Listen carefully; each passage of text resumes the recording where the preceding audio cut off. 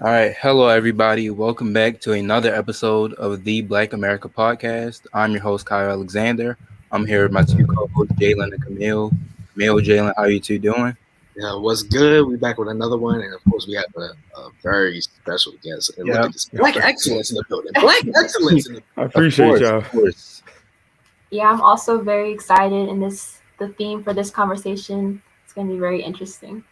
Yeah. So, without further ado, I'm going to introduce our special guest today.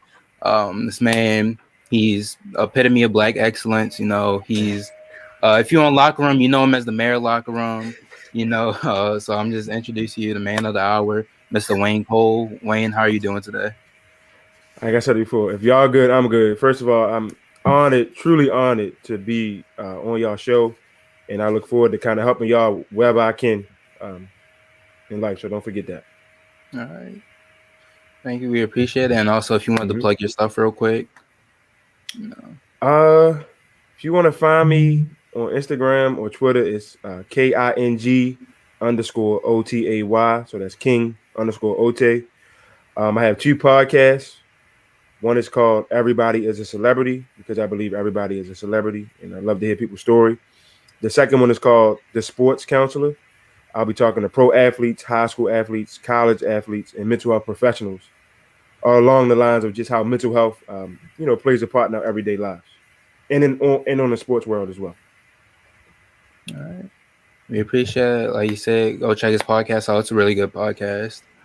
So I guess all further, we're gonna hop right into it. So today's topic is gonna be one general topic, and we're gonna be talking about mental health in the Black community. So I guess the first topic we go off is just how it affects Black people. So I know this past year, we all had some type of mental health we had to focus on with quarantine, being sheltered away. And, it's not the same as like life before, because before we could just go out, see everybody who we wanted to. Now it's like, all right, you have to get tested, you have to wear a mask, you have to go like this, that, and the third, check everything off. And now it's just, it's like now this is really like a perfect time to focus on your mental health and just to see how it's affected people. Because I know some people thought 2020 was a bad year. Some people thought it was good. And I guess 2020 just showed like how strong we really are. We just had to go through that fire. And, now we just have to check on our mental health, like make sure everybody's good. So, Camille, Jalen, Wayne, or we can let Wayne go, our guest, go first. So if you want to give your thoughts on how mental health affects Black people. It affects us a lot. I think it's a topic that a lot of us in the community don't want to talk about. We've been taught to will ourselves, and we look weak if we want to talk about this. And men can't have emotions.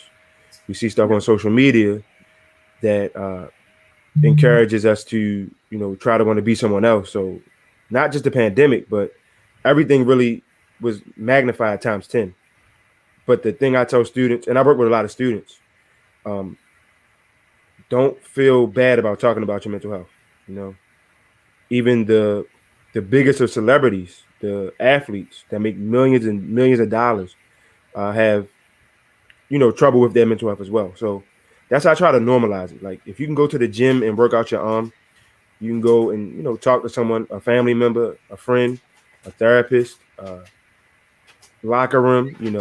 I just think we have to normalize this and not make it seem like it's so scary, because at the end of the day, you're saving a life. And we have to make sure we're talking about mental health every day, because we have our good days and we have our bad days. But this pandemic let us know that you really have to lean on people, and you have to, find yourself, because you can get lost just as well. So I think things like this, even just us talking, we're miles away, but we're on a technology platform that we can feel so close. And just, y'all presence and energy has made me, feel rejuvenated. So it's just, even though we can't do the human to human interaction, this is the next thing we'll get. So evolving with the times, and just having genuine conversation, so that everyone can know, like, okay, just as y'all have high praise for me, I have my days as well. So just normalizing it and validating each other's feelings, and especially as as young Black people ourselves, we have so many things that we have to overcome. We have to be twice as good. We have to, as you were just saying earlier off camera, we got to continue to grind. So, having those people that we can lean on and be like, hey, you're not in this alone, I got you, really does wonders for your mental health. Definitely. Definitely. I agree with you. Definitely. And going off what you were saying, man, like, Mhm. especially with this pandemic, it's I'll say for this for myself, a lot of things that I've seen, went through, and that I've kind of brushed by in the past because of the fact, growing up as a Black male, of course, we have like a lot of different experiences and traumatizing events, that we don't even realize that's outside of where we live in these communities is not normal whatsoever. Like I just go back and, for example, having a single mother in your life, that's not normal whatsoever. Like I grew That's up, me. like that's not normal whatsoever. You're supposed to be in a strong family structure, and that's not normal for children. And I kind of realized that just, especially through this pandemic, like, man, like this has just been hard, and I've had a lot of nights by myself where I'll deep thinking, friends that have gone by, family members, Mhm. and it's just all different types of things that I finally like realize. And I'm not gonna lie, some of the nights I've cried by myself, and I know this for a fact that I can't talk to other people about my problems, but because I feel as though that since what I was taught, I'm in a West Indian family, so they don't want to hear nothing. Hey, unlearn that quick, man. And that's not the disrespect. Unlearn that quick. Like we just said, unlearn that. Yeah, they all what you doing? What you doing? Go. Yeah, like anything I want to talk about, I can't. I don't feel as though I can be open even with my own family. Sometimes even with my own mother, I'm kind of scared to even open up about some of the things that I went through, because I have to kind of be that example. I'm the older brother.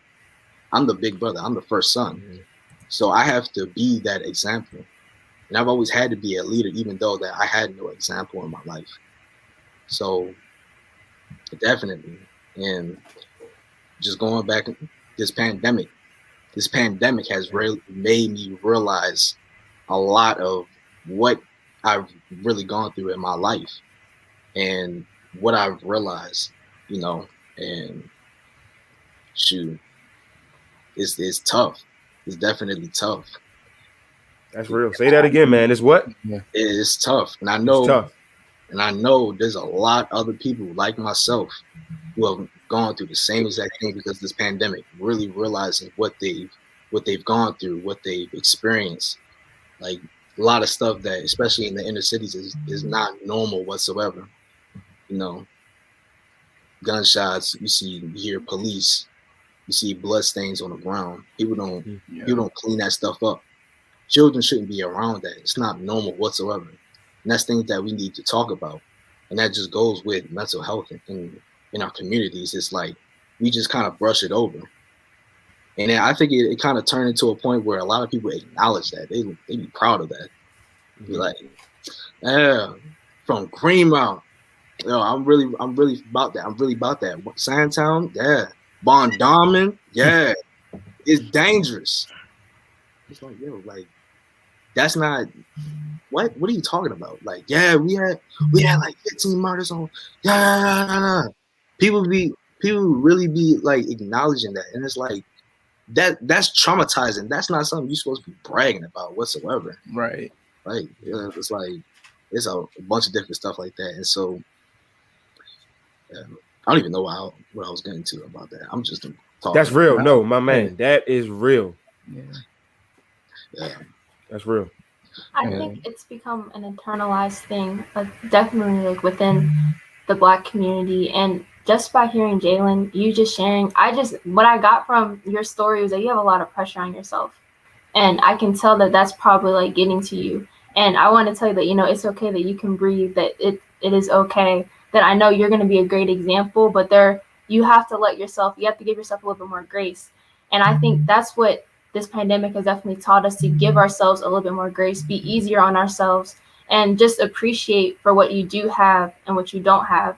Um, I would say definitely, like, without this whole past year, this whole pandemic, a lot of things have been on my mind, or like at least the forefront of my thoughts have been self-reflection and gratitude.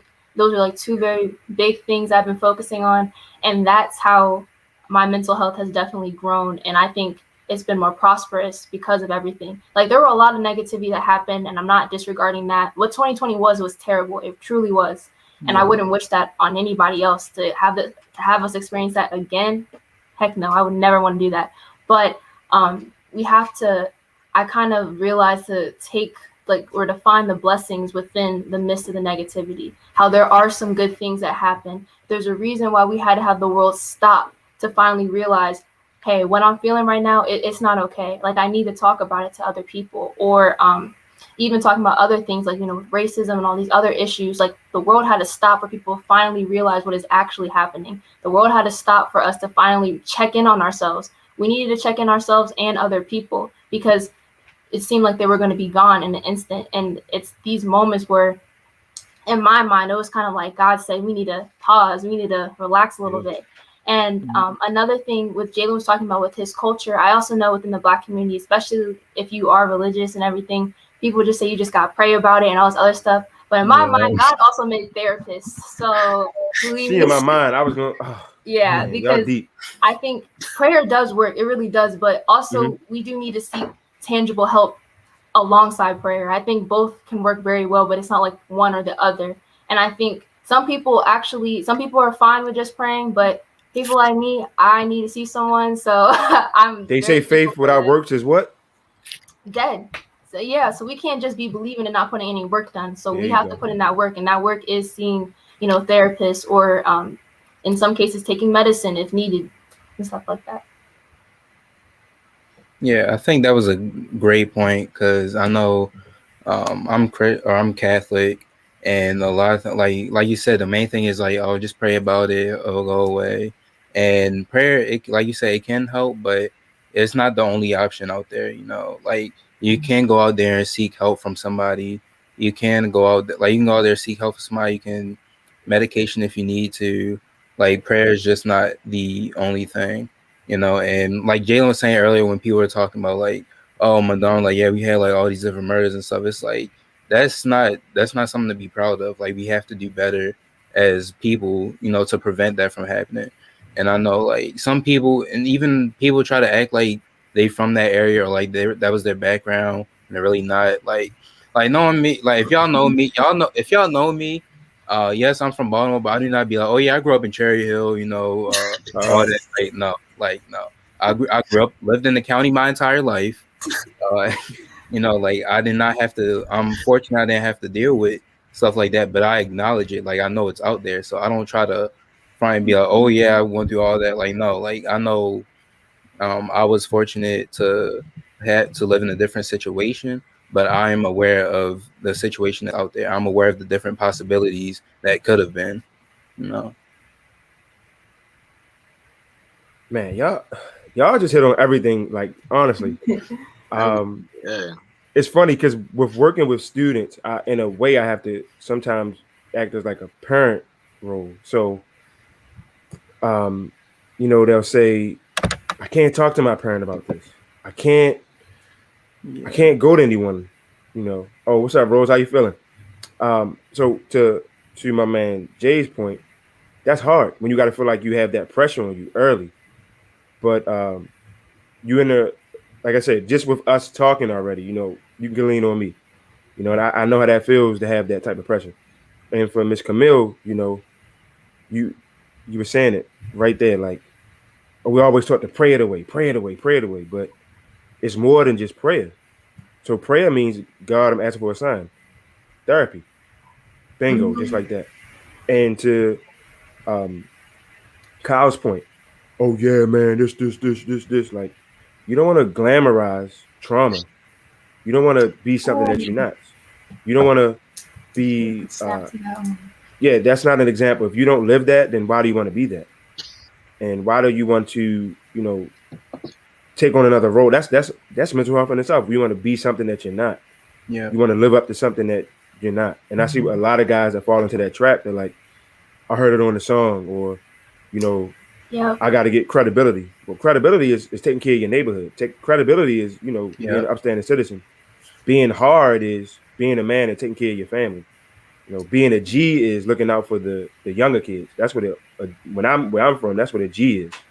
You know, a G isn't disrespecting, you know, where you come from, or, you know, hurting people, or continuing a cycle. That's not what a G is.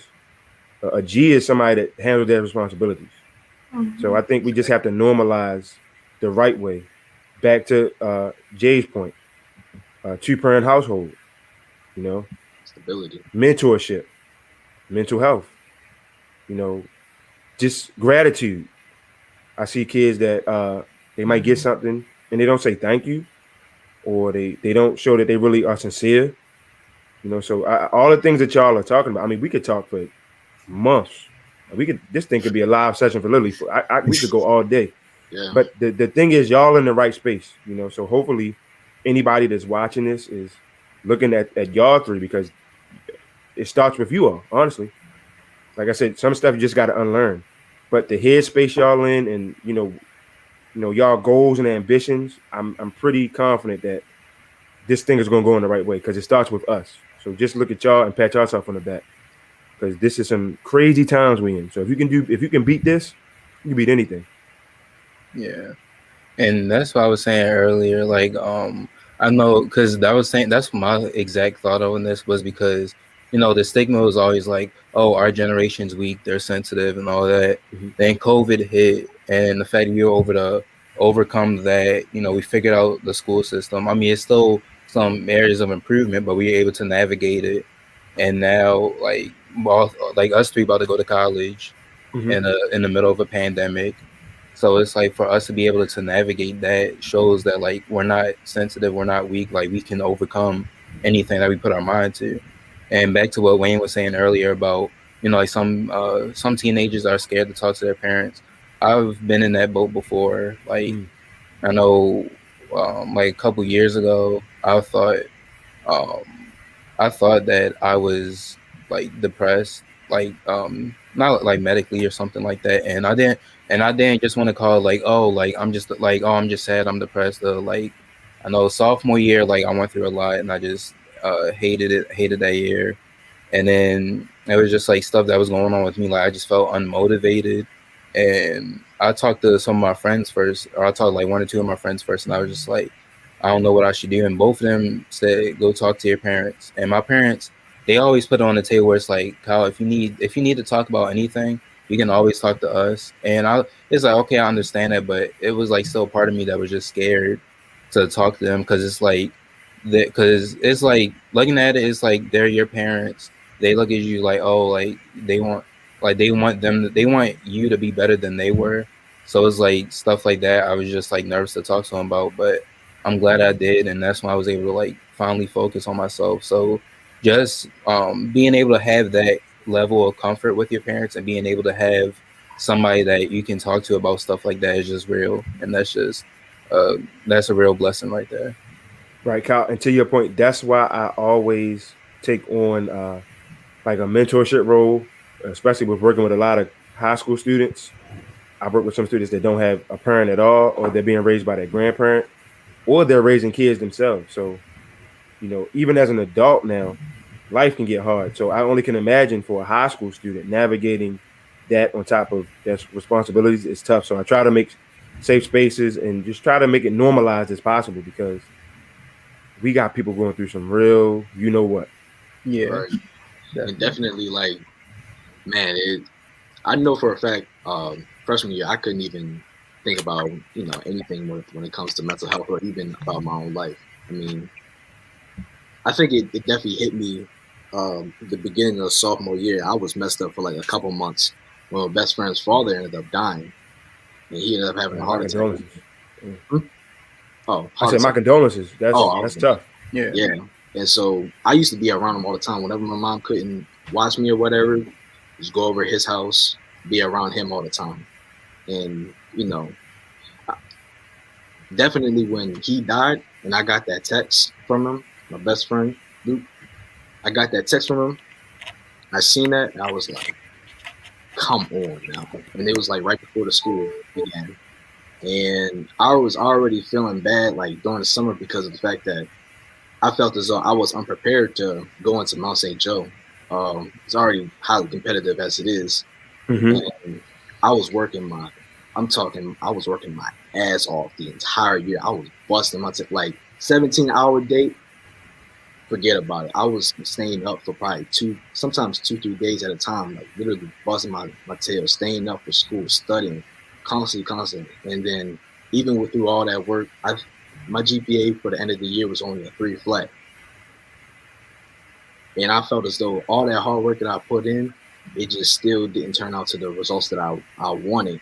Mm-hmm. That really messed me up for a while because it's so like I said, like I feel like I have a lot of pressure on my shoulders to be that example, and I have to show that I'm the one getting the great grades, but to everybody else, it's like I'm mediocre.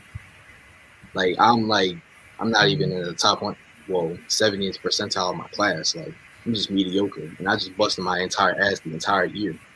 And then having his father, my best friend's father, dying right before then, I was messed up. I was struggling in school for about I say like 2.5 quarters until I actually like stepped it up. So I had to I just looked at life different. I was like, man, what is this? Like, Right. how am I going to get to the goal that I want to be? Like, am I going to be good enough? That's what I kept thinking to myself. Like, am I setting myself? Am I going to be to that standard? You know, Mm-hmm. like because my mom was a single mother. Well, not anymore. She found love, so that's good. That's good. That's good. That's real good. So I like that. Yeah. So, but even before then, my mom she was a chemist working 12, 13, 14-hour days on major projects constantly.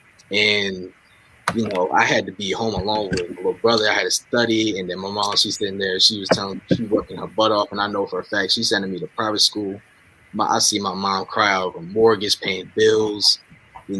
She comes home. Sometimes she don't even speak to me. She just goes straight to sleep. A lot of times I think one time, I swear I didn't even see my mom for about a week and a half when I was like, I say like 8, 9, busting I believe it. hell. Yeah. Like, and the fact that I'm not living up to what I believe is though that my mom, she thinks that I'm going to be the one to make it. And I still even feel as though that, today I'm supposed to be the one to really make it because my mom, she sacrificed a lot for me to be in this position. And of course I'm doing better now, but man, that really hit a toll on me. Like I was thinking about doing all types of crazy stuff to myself, man. I'm gonna be honest about it because I really felt like a failure at that time. I really felt like a failure, and I had nobody else to talk to, really had nobody else to talk to. I really felt alone, but shoot. Hey. Yeah. Wow. I just want to add. Go ahead. I love this. I love it. No, I'm you about to go. This is what I'm talking about. Like you just getting raw and authentic. So this is how we change the world for real. I didn't mean to cut you off, but I just love the you're rawness fine. y'all giving me. I really appreciate it. I was gonna say, the one thing.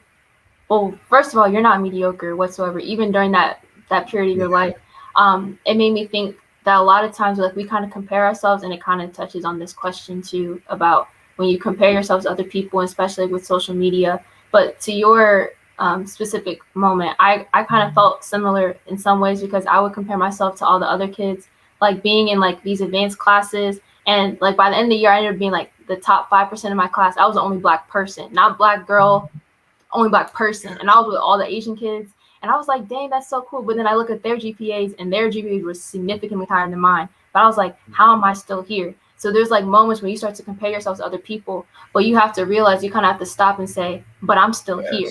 Like, although it seems like, why am I here? Forget why, but you're still here. And I know a lot of times, I think, especially in the society that we're in, we're kind of like people say we're like a microwave society, or like this generation, or like we like things to come instantaneously. We put on this work and we're like, why am I not getting it? Why am I not getting it? Instead of like asking yourself that, you should just see how far you have come. You went to a really hard school and got a 3.0. I know people who don't go to a hard school and can barely get a 3.0.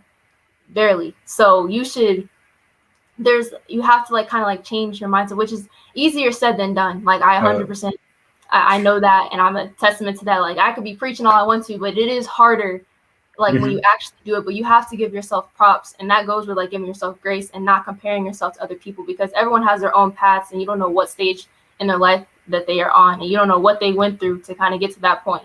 All that matters is what you are presently going through, because you still have a plan. You are still going to be that great example. You're going to pave your own path. It's okay if you don't follow someone else's exact path, because you got to break. You're going to set your own path. You're going to break those generational curses our way, and how we're doing that. And to touch on this question, I would say I think it's going to be more positive if we do more stuff like this, like talking about it, destigmatizing and normalizing mental health. And I like, in social media, it's false. Obviously, not everyone's going to post their failures, because all you see is the highs in someone's life. You never see their lows. So I think it kind of creates like this false sense of toxic positivity, how we think, well, this person, they never go through anything hard, so like I don't understand, and my life is not like theirs, and all this other stuff. But we can't compare ourselves to someone who only shows us when something good is happening. I mean, for myself, I'm not going to post every time I'm failing, every time I'm crying out to the world. I mean, I don't want to do that, but I don't want people to think that I never go through anything. We definitely do go through things behind closed doors, and we can move social media in a positive way by talking about these things. We don't have to cry on Instagram Live to talk about mental health. Like we don't have to like sit there and cry and all this other stuff, but just talking about it, having these conversations, it creates a lot. Yeah. Camille, I just want to say, like, everything you said was on point. Like that was just like straight up. And the one thing I want to talk, I know you're talking about comparison and like with social media. I know comparison is a big thing, and that kind of robs us of our like of our self-enjoyment, or of like us being appreciative of goals that we've accomplished. And I've noticed like listen, I was just on a junior retreat in my school. Like I was a senior leader, and I gave a talk on like wearing a mask and like society and stuff. So then it was one line I said in there, or one part in the story I was talking about. When I first came here, like in middle school, it's like, sure, like I'm top of the class, I'm getting A's and B's, honor roll, stuff like that. But when I come to high school, it's like, okay, you see these other kids taking honors AP classes, and I'm sitting there, I'm like, am I really like not up to that level? Because I didn't even take my first honors class till last year. So I just, that kind of like ate at me, because I'm looked at as the genius of the family. But once I like sat there and realized, I was like, hey, like you may not be in honors, but you still got A's and B's in college prep. You were still making honor roll.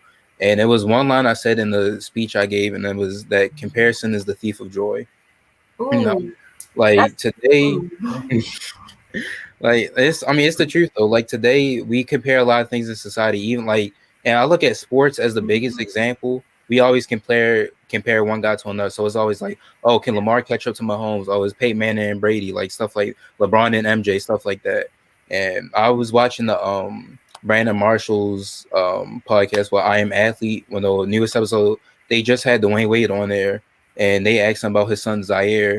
And he was like, he said he sat down with his son Zaire Wade and was like, listen, your name is not, he told him, he's like, your name is not Dwayne, your name is Zaire. You don't have to forget. People are going to say like, oh, he's playing just like his father, like you got to play like to his standard. He's like, no, you have to make your own path and play how you play. So whether if he's just as successful, not as successful, or more successful, like it doesn't matter. That's his path. He has the last name, but his name is not Dwayne Wade. His, like that, he was saying that was his father. And I just said, I'm like, yeah, like that's real. Like that's another thing that we have to live with, because we always we're always comparing ourselves to other people, instead of just being appreciative of what we have and how far we've gotten. I know this kind of silly example, but growing up, me and my brother, we used to play each other in Madden all the time. He always whipped my behind. I know all time records like 60 something to probably 3 or something. I don't know. but I would always rage, and I'm like, man, like I'm mad, and that's when I started to fall into this place where I would start to compare myself to him. I'm like, man, like growing up, I was the skinny kid, like underweight, and so it's like, all right, he's stronger than me, he's better at sports than me, better at the game than me, and I just always felt like I have to find something that I can beat him at. But once I got older, I realized I don't have to, because one out of all people, he's my brother, so I have to have his back. And the only other thing too is that, I'm not him. I'm not Kevin. Kevin. He's Kevin. He's his own person. I'm my own person. We have two different. Like whether he goes one way in life, I go another way. We both have to be successful. We both have to do our own thing and strive. And I started to saw that when, like at church, my church youth group, my brother was on the committee for that, or like he was on one of the offices for that. He was the treasurer.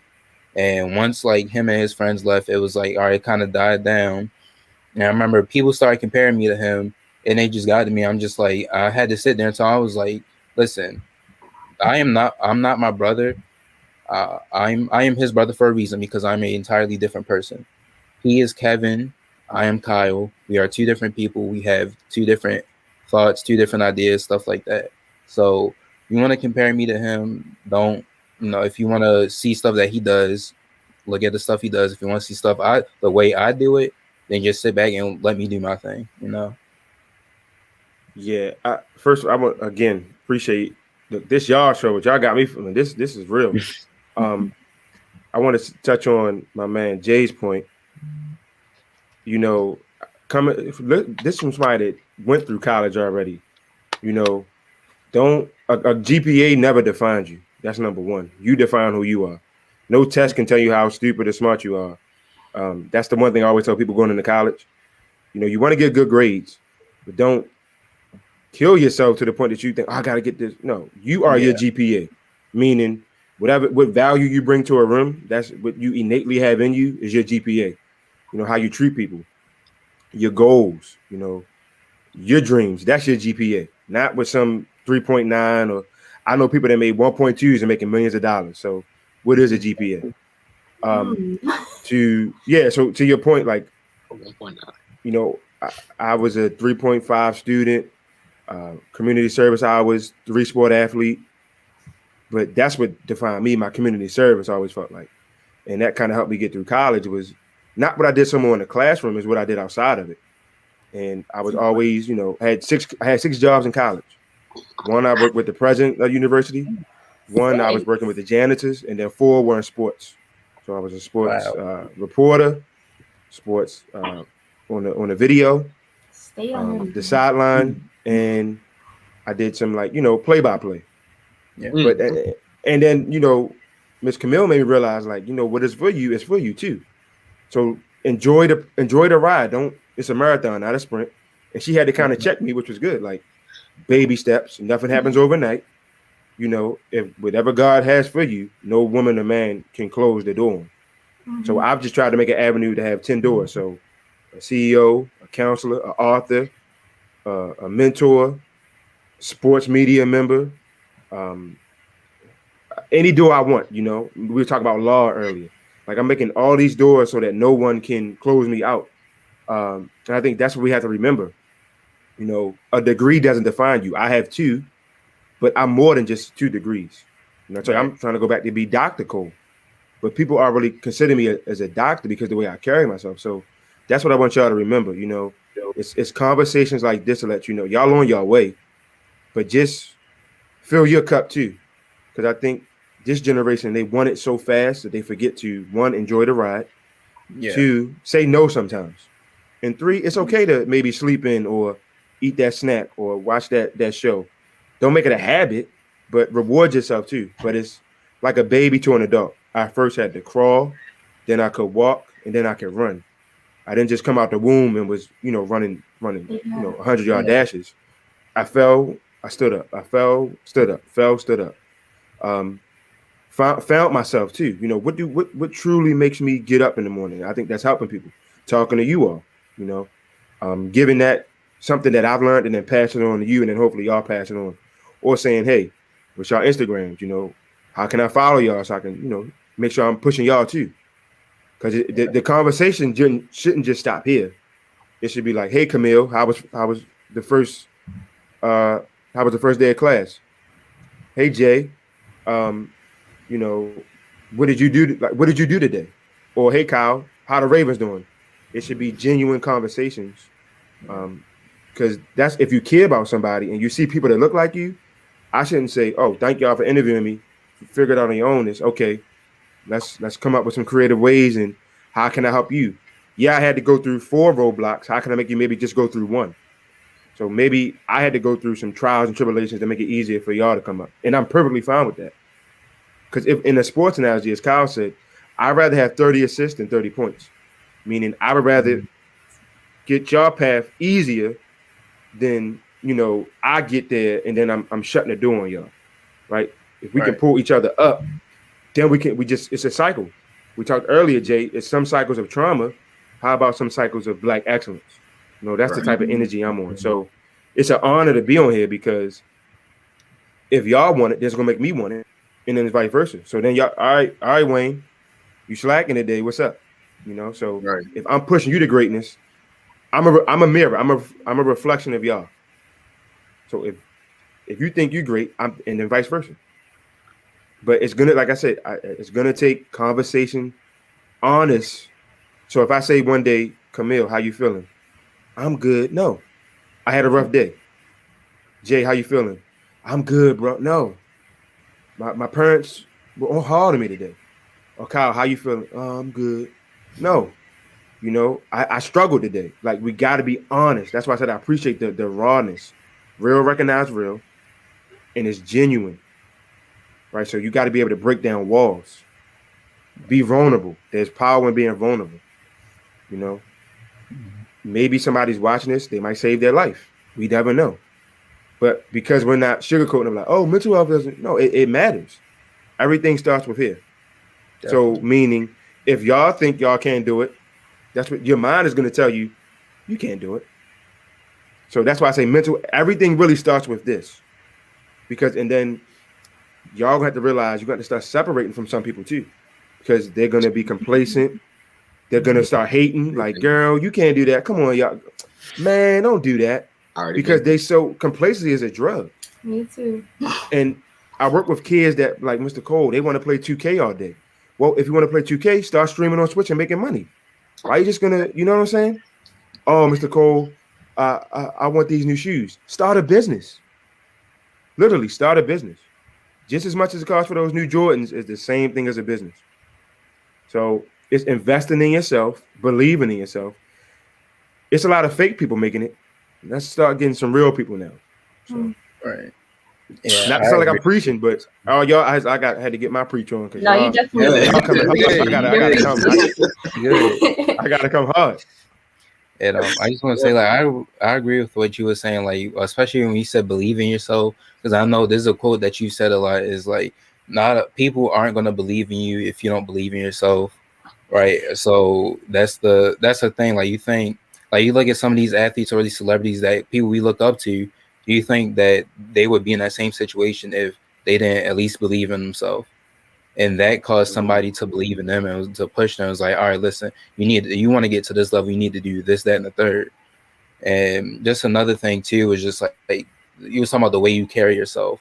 I know when me and Camille first got in contact and like we were like started becoming friends and stuff, that was one thing I liked about him. I like the way Camille carries herself because it's like she knows like what she wants to do. She knows what school she already booked her ticket to Spelman and all that. Like Black girl magic, man. Yeah, I try. It was in like what September or something. It was like really early when you got it. Oh, when I actually got in was December, but I applied in August. Oh, okay. I'm getting. They had the whole deadline and everything. Okay. I'm still feeling it out. Dang, y'all! I didn't know y'all could live comment. That's what's up, man. I appreciate. I'm a reflection of you, man. This is dope. You can't miss. You the GOAT, man. I love how you talk about like just overall community, especially within the Black community. Like when you were talking about just because I made it here, I don't just close the door on like the people coming up, like the next generation. And I think that's so important, especially within the Black community, because we have to be unified if we really want all of us to get out of this and, really move up, we have to be unified as a community. And there's some people who, like, once they get up, they never want to help anybody else. They pick up that ladder that they climbed up, and they say, okay, y'all can figure out somewhere else. But other people helped you, so why can't you help other people? So I love how you talk about the community aspect, because that is very important. Because also that, like, when you were talking about, like, what gets you out of bed in the morning and all this other stuff, is like helping other people, especially helping young adults and children. And I think that's so important. That goes beyond just your degree. Like, you have the degree, that's just like your title, but who you are is when you have, who you are is the person without the title. That's really your character.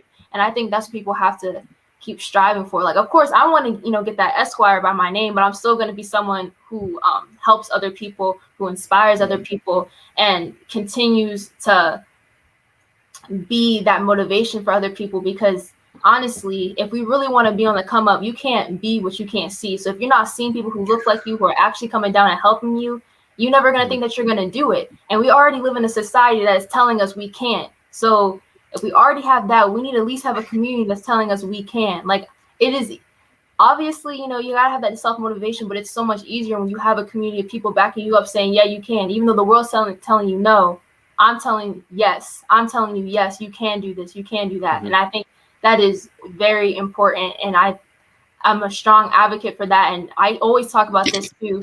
Like, even when I get older and stuff, like, yeah, I want to change the legal field, but I think another thing is just being an inspiration for the youth. And I do other mentorship programs with, like, my feeder middle school and everything.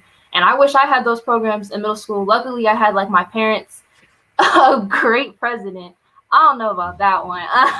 But luckily, I had my parents and everything. They were helping me and stuff. But not everyone gets to have that. And it's good when they can come to people and come to the community and know that, that people are looking them up. All this other stuff. I've been saying that. Y'all got my hyping vote. up too much. Not a president. Dang. That's a lot of responsibility. You can do it. Yeah. Impossible is nothing. Yeah. Okay. We'll see. We'll see how, when I'm 35, 40. We'll see. But Camille, to back up your point, community means everything to me, because when I was younger, I had to learn how to be okay with people that didn't clap when I won. But without, just being, I didn't have a father. So that innately made me want to be that to other people. Meaning, I work now with youth that don't have a father. So I see how that can be. And we have to be the change we want to see. Back to Jay's point of showing young men what love means, what respect means, what kindness means, and just being a real man. But my whole thing is I want to pull as many people as I can with me, especially ones that look like me, because too much black, too much love equals forever. And again, back to your point, Camille, although I may have 2 degrees, you can burn those degrees up now, but you can't burn up my integrity. Exactly. So I don't stand on my accomplishments. I stand on what Wayne Cole is. So if you go out in public and they say, Wayne, oh, sure. Wayne, oh man, he helped my son yesterday.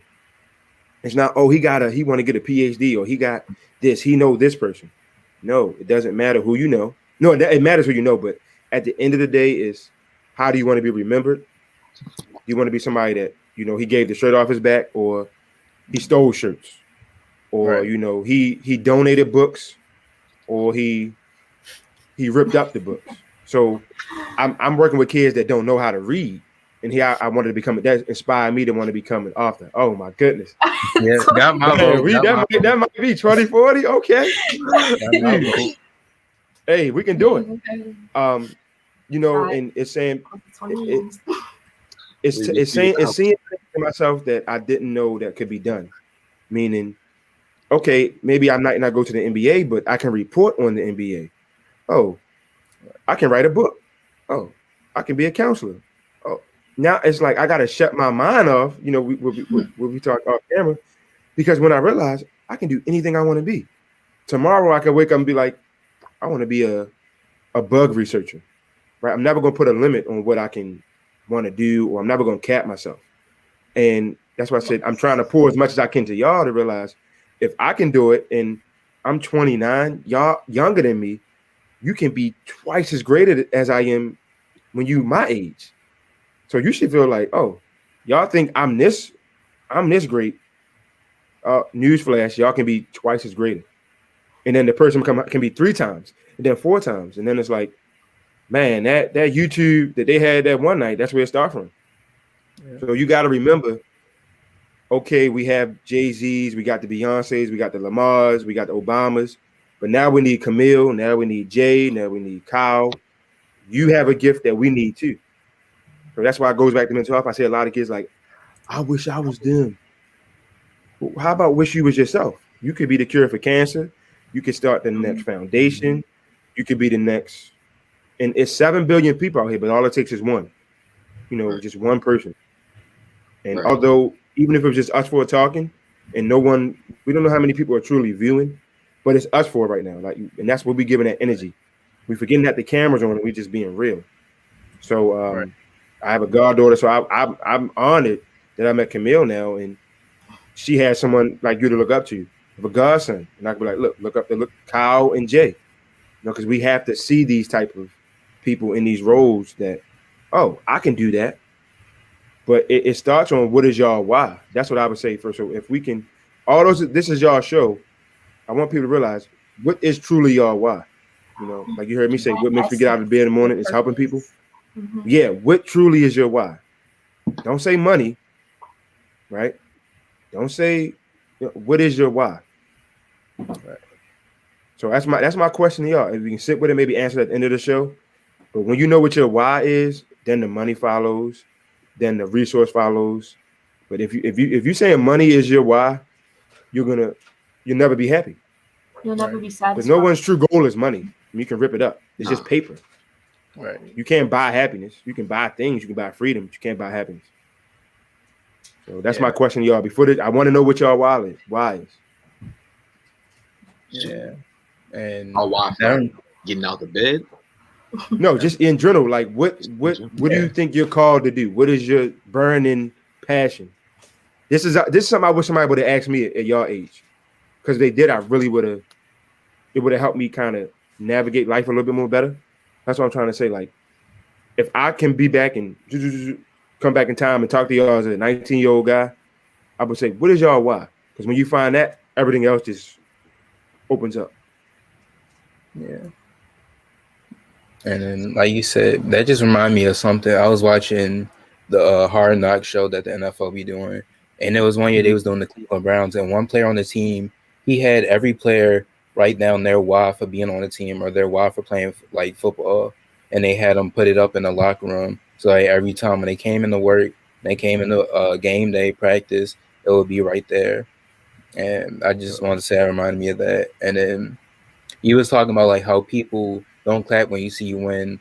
We start to see, especially in the Black community, because I've been hearing this a lot, and it's true. Like we have a crab barrel state of mind. We just climb over top of each other to get out of the barrel instead of just trying to help each other up. Whereas but now we have people like, I know Camille wants to get in law. We have Black females in that position of law and government. Like Kamala Harris, she just became the first. She's not even the first Black woman, just the first woman to be vice president, and she's a Black woman. And then you see like the different governors and senators of different states. Like we see those people in those positions. And this was a quote I heard the other day. I was listening to the I Am Athlete podcast again and they had this guy who's like they call him the real Tarzan. And he he deals with animals and stuff. And he was on there talking about how and he was on I know what you're talking about. Like how he's like one of the he's a Black guy who deals with animals, and it's like, oh, that's not normal. And then he was talking about snakes because he has a love passion for snakes. And this was a quote that he said, and it resonated with me. Excuse my language for a little bit. I'm just calling. But he said there's snakes on every level and every single level of life. If you don't like the snakes, keep your grass cut low and keep the bullshit to a minimum. Like once I heard that, I was just like, wow, that's just, it just stuck with me, because it's like, even like Jan Camille was saying earlier, like how they had to cut some people off. had to cut some people off. I had to take a step back from other people, and just hearing that, it was just like, wow, like that like how true that quote is, how it relates to life. It just shocked me. Mhm. That's deep. Man. And I think that's so important. Oh wait, Jalen, were you about to talk? No, my heart's pounding right now. Y'all got man. he just Y'all are minded. impacting me on a different level right now. Hold on. Shoot. Y'all funny, man. Because I was gonna say, in the theme of nature, there's like the Bible talks about this too, but when you have plants and you have a garden, there's a process of pruning. And pruning is cutting off the dead or superfluous parts of a plant so it can bear fruit. And sometimes just because you keeping them on, they're really just dead weight. They're weeds. And if you don't cut them off, you're never gonna grow to your fullest potential. You might grow a little bit, but you won't really bear that much fruit as God intended you to be. So sometimes you do have to, sometimes if you won't do it, sometimes God will do it, and it will take those shears and you just got to cut them off. But it might hurt because you're getting something cut off and severed from you, but you have to know that it's for your own good. It's so you can bear the most fruit that you can. And sometimes, it comes back full circle. Sometimes people do come back in your life, but sticking with the nature, we do have to cut the dead parts off in order for us to really grow. So I had to just throw that out there. Man, she ready for law school already. You don't even need Yeah. Hey. Oh, How I you be follow getting in that up? trouble. I know control the one to call. How you follow that up? And she was like, I ain't talking. Yeah. I ain't talking. dang. I'm sitting back. Yeah. I'm sitting back. I think Again, once I heard the proof, I was like, oh no. Yeah. We go OCD for me. That was a great I need to go write that down, actually. Yeah. Yeah, once I heard Dang. that, I was like, dang.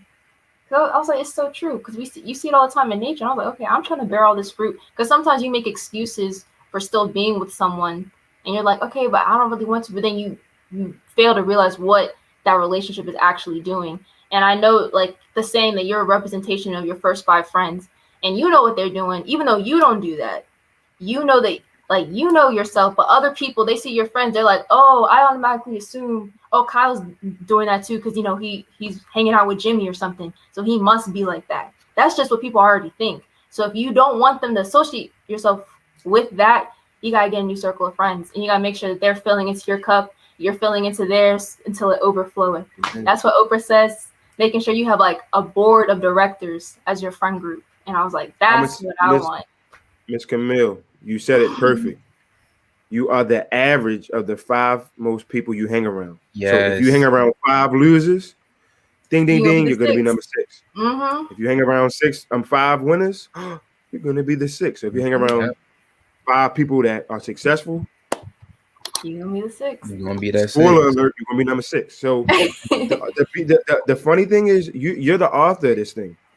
And I think y'all are so mature that you'll realize dead weight is a real thing. So people that just want to lay around and chill all day, sorry, can't do that. Yeah, can't do it. There's a time and a place, like, yeah. And we laughing, we giggling, and we talking real, which is good. But you got some people just want to giggle all day. Exactly. Well, giggling don't pay the bills unless you're on Netflix making jokes. So if you're on there, so you watching somebody giggle, and you giggling your life away. That's a problem. So that's what I'm saying. Like, you gotta want it. And I tell my students, I've already got a high school diploma. That's the bare minimum. That's nothing these days. High school diploma is literally, oh, okay. So if I want it more than you want it, we can't go nowhere. If you want it just as bad as me, now we can get the ball rolling. And if you want it more than me, oh my goodness, well, you already see you're gonna. I got my AirPod falling out. You gotta want it, because there are people that just as hungry as you. There's people that have already 4 steps ahead of y'all. Yeah. With money, with resources. So how do we kind of catch up to them? Let's start brainstorming, right? Yeah. Mm-hmm. But they don't have something and that's that hunger. So you can have more money than somebody, you can have more resources, but at the end of the day, the person that wants it more always gets it. Because when you have a silver fork handed to you, you can relax. If you've been handed a plastic spoon, you're gonna work because you have no other option. Mhm. Like that's and this is why this is so powerful. We are four people that have the same like-minded goals now that can hold each other accountable. Right? That's the big piece. Accountability. I just met y'all, Yeah. known Kyle for a little bit, but I just met y'all. But I want to see y'all, the lawyers, the doctors, the whatever, the business owners. You know, maybe you write a book one day. But now that I've been introduced to you, it's my obligation to push you. You know, because stuff don't happen by chance. This Right. as in Camille's, this was God already had this plan. So Everything's calculated. He's faith without works is positioned us dead. accordingly. So does the conversation stop here? No. No. You know, we continue the conversation. I continue to check on you. I put my arms around y'all and be like, look, let's go.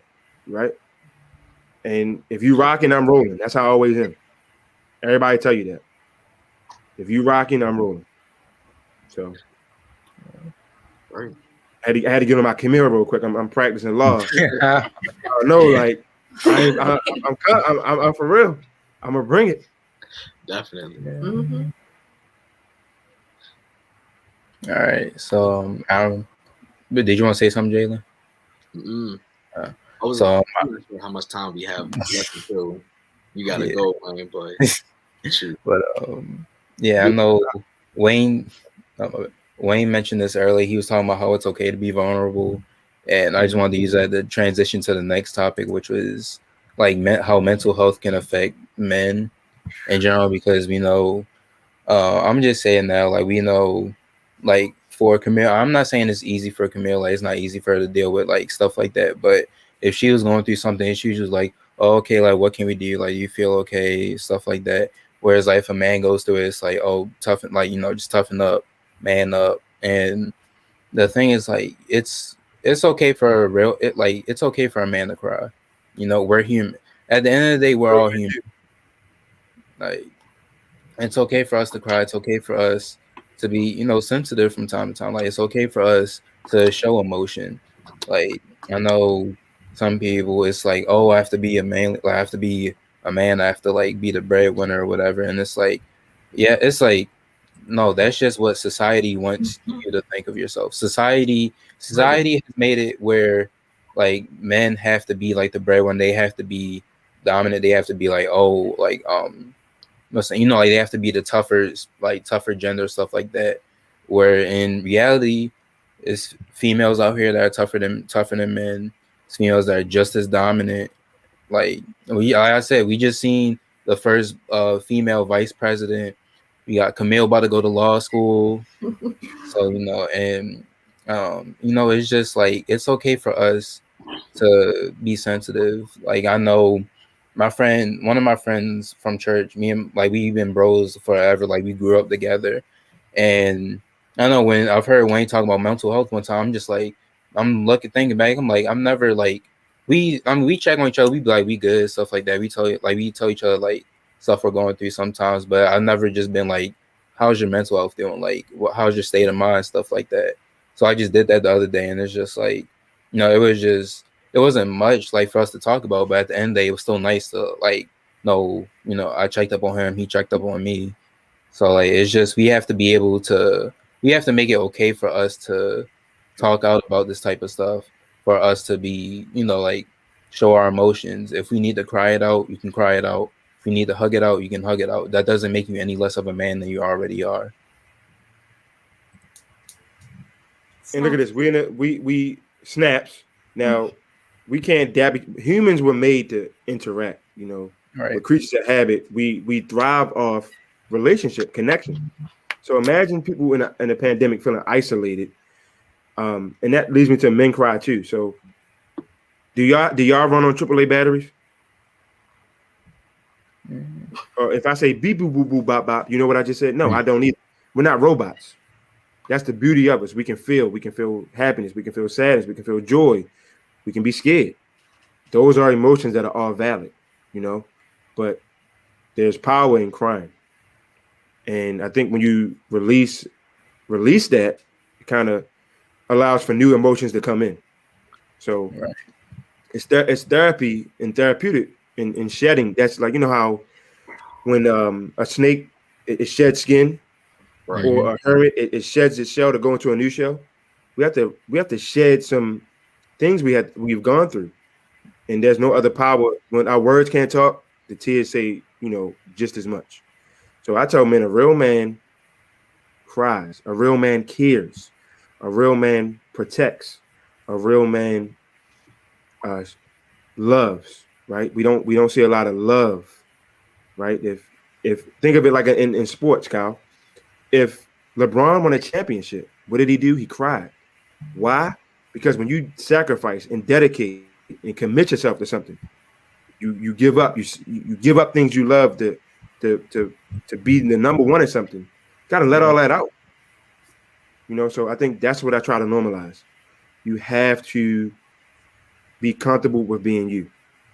So if that means you want to wear an orange shirt, or you want to wear sunglasses, or you want to wear mismatched shoes, be comfortable with being you. Meaning, it is okay to show emotion, it's okay to love, but it is okay to cry, especially as a man. Right. Because when you don't cry, you get built up, and then you either this or this, because you didn't get that out. When you get it out and get some clarity up here, like, oh, why am I wanting to retaliate to somebody? What they say don't matter to me. So if you need to cry, have a good cry. Definitely. So don't forget that. Definitely. And I like to point out this. Nobody likes to cry, baby. All right, we can cry, but we cry a little too much. I'm not gonna lie. I might think that you want attention. It might be. Yeah, you can't be crying too much though. Nobody like a cry, baby. But definitely, I definitely agree with your point. Like what I was saying earlier, especially with this pandemic going on. I haven't even necessarily even gotten to think about my own past until the pandemic really forced me to sit down and just, when I lay in my bed, I just think, man, he's really, like, these people are really gone. People are really gone from my life. And sometimes, and yes, I have admitted that I have shed tears before. And I'm gonna be honest, like, I got an ugly cry. Like, I got a real, like, I don't cry that often. I see myself, I caught myself in the mirror. I was like, man, I need to stop crying, man. Like, man, why are you crying? But just fun again. But yeah. But why do you feel like that though, Jay? How come you got to say, why are you? Sometimes you just got to feel it. You just got to get it out. Yeah, like, I'm definitely, like, it's taking me time to actually, get a cry out, actually get a tear out, because I don't know what it is, but I don't know what it really feels like to truly be sad and get to that point where it's though that I'm crying until that pandemic really hit in March, April, really even June and into the summer. Like, I never even really had a moment to even cry. I mean, I'm gonna be honest, I don't really think I've, like, really cried, by myself thinking about my own past ever. So, and even, like, when I've gone to funerals, I usually don't cry. Because you've been taught to suppress that. Because I still have to, and it's that stigma where it's though you gotta be strong. You gotta be, since I'm the oldest son, I'm supposed to be the strong one. I'm supposed to have my head up. I'm supposed to pick other people's heads up. I don't want anybody else to worry about me whatsoever. So that's still the attitude. I think even to this day, I still think that way. That I have to be the one that people can look to in my family and be like, he's the one with the headstrong. He's going to be the one. He's the chosen one. So definitely. And again, I really don't have time for myself. I really don't even think about myself half the time. So I'll be caught up in all different types of stuff. like I was saying earlier, I'm literally calc 17 hours straight or straight calc. Like calc has really been whooping my tail. Like Kyle will tell you. Yes. Like Yes. especially this unit has been extremely hard. I mean, man, but it is just an example. Like especially with school and what's going on now, and I have a bunch of different things going on. I just had to move into my grandparents' place. Right about like 2 months ago, 3 months ago, I finally moved in and all different types of stuff for the senior year. And it's just weird, you know. I haven't even thought about anything really besides what's going on. Get up in the day, I got a task to do. I know exactly what I need to do. Schoolwork, get this done. Get the whatever done. Got to do clean out whatever. Go to sleep. Don't nothing else. Nothing else. But yeah.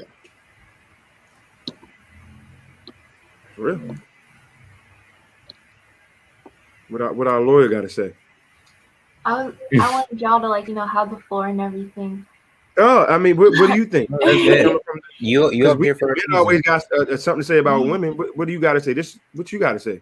I definitely. I want to hear what you have to say for real. Yeah, I think obviously, I think men can cry too, and there's strength and vulnerability, and that y'all aren't machines, and I think it's just been ingrained and it's been internalized that guys have to be, this honestly like a robot. Like you have to be the strongest. You have to be just the best at every little thing. You can't make any mistakes, because if you make a mistake, what are you showing to your community? What are you showing to your wife? What are you showing to your children? All this other stuff. But that just puts so much pressure on top, and you're already black men. So there's so many layers to it, and you don't need that much pressure. And like honestly, I just want to, like, you guys just need to breathe a little bit. And I think it's really sad, and especially like with social media getting a play into it, there's a lot of things that new things have been coming about, like toxic masculinity and all this other stuff, and like guys don't even want to show their emotions. But then on the flip side of that, like when talking to women and everything, they don't really know how to show their emotions because they never show their emotions. And then I think it just needs to be talked about a little bit more, and how it is completely fine. And you have to talk about it before you have a breakdown, because that will come. As much stuff you keep bottling in and bottling in and bottling in, you are going to break. You are. And because that's not how our minds work. You can't keep flooding in, try to keep everything in, because we aren't a dam. And the world is going to keep coming at us. Everything's going to keep pushing, and we are going to break. And the water's just going to keep coming out. And I would hate for any of you all or any guy listening to have that breakdown to the point where they don't even feel like getting up anymore, where they don't even see that there's a reason to get out of bed, but besides, because they always think, oh, there's another task, there's another task, there's another task. And I think that is really sad. And that's how you get into like this negative cycle. And I don't want anyone to really experience that. So when you have these emotions, you have to acknowledge them and not let them just get pushed behind. You have to acknowledge it. Sometimes not everything deserves, a whole tantrum. Not everything deserves every kind of emotion, but you do have to acknowledge your emotions. And then, okay, after you acknowledge them, you're like, okay, what am I going to do with this? I'm going to assess it. And then you move forward that way. But obviously, I'm not a licensed therapist or anything like that. But I do know some of the things that my therapist has taught me and all this other stuff. You have to acknowledge when you're feeling through other things, because when you bottle it up, something else will completely happen, and then you will have that breakdown. And Dr. Camille, do this for a second real quick. Mm-hmm. Follow me. Do this for a second. Oh, follow me, and then do this.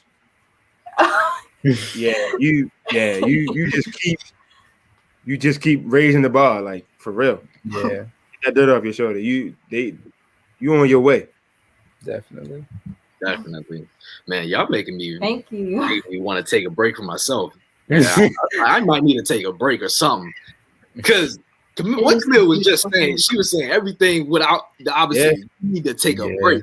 Like, I was just talking about me being a machine. I'm literally a machine right now. Like, I feel like I'm really a machine. I'm working off of water and no sleep. Just straight work. But you want to know what's funny though, Jay? 17 hours is a lot. Your body will tell you when to shut down, so you better take her advice and shut it down sometime. Yeah. Man. God rested on the 7th day. He worked 6 days straight, but he did rest. God had to rest on the 7th day, so please take your rest. because Man, you I can't be working faster than God. So I gotta you have to ha, take a risk. Don't Rome do wasn't definitely. built in a day, but man, Camille, your greatness was built in a day because don't I'm miss. Lord, There's a it's reason black why girl you magic top right five here, percent. There's a reason why you top man. 5%. Yeah, no wonder Spellman. Like, yeah, okay. Yeah, I was about to say. I would better give me a Notes full only. line at this point. All for it. Just Dang, all y'all though, I'm blown away by all of y'all. straight Like I up. said, y'all want it. That's the hardest thing to make kids y'all age, not young adults y'all age want it. We all kids at heart, but Yeah. I think y'all got so the 99% is wanting it, but the 1% is keeping that 99. Right. So Mhm. even if you giving 99%, that's not good. Got to be full 100. So y'all got the hardest thing. The 1%, everybody don't put that extra. So maybe it's studying for an extra hour, or researching for another hour, working out for another hour, doing this. You know, y'all doing the little things that separate. It's not the big things people think about. It's just that little bit between here that separates good from the great. So Right. Definitely. Yeah. remember, that's all it is. Is that little bit that separates the good from the great. So Shoot, I'm gonna have to go back, watch this, and write down some of these quotes. yeah, I'm definitely gonna watch this again. You gotta take some Yeah, notes. definitely. Yeah. Definitely. But I remember hearing from Brandon Marshall, and Brandon Marshall, I just look up to him just because of like what he's been through and how far he's come, and just because like that's the first person where I've like heard about mental health. Because I remember when he first came up, he was like the stuff he did. People were saying like, oh, he's a diva. He like he was perceived as a diva or like a prima donna, and then once he came out and was diagnosed, and he came out saying that he had borderline personality disorder. And I was like, what was that? And then I was told basically it's like your mental state could change like at any point.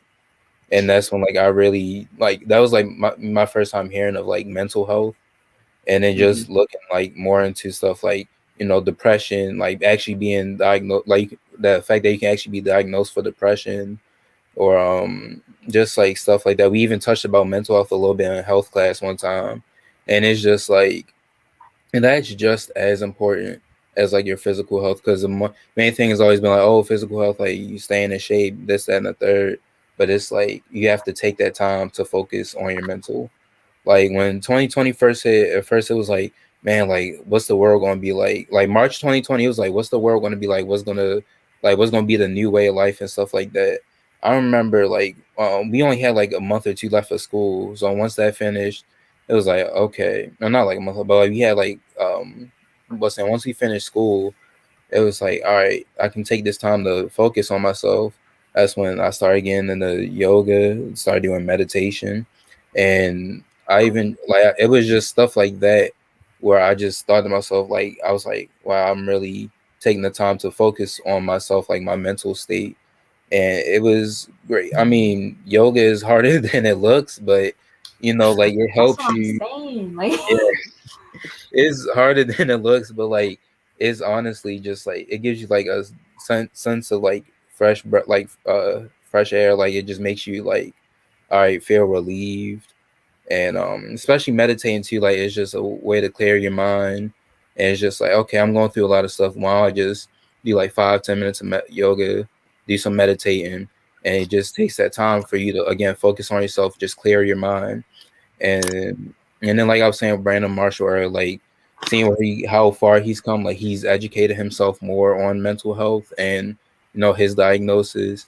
and he's been a huge advocate for others, and now like I said, he's got his podcast and he lets people be real on that. Like this is what I kind of want to do with this show, like give us an opportunity to be real, have genuine conversation, and this is some people may not know it, but this is helping with our mental health right now.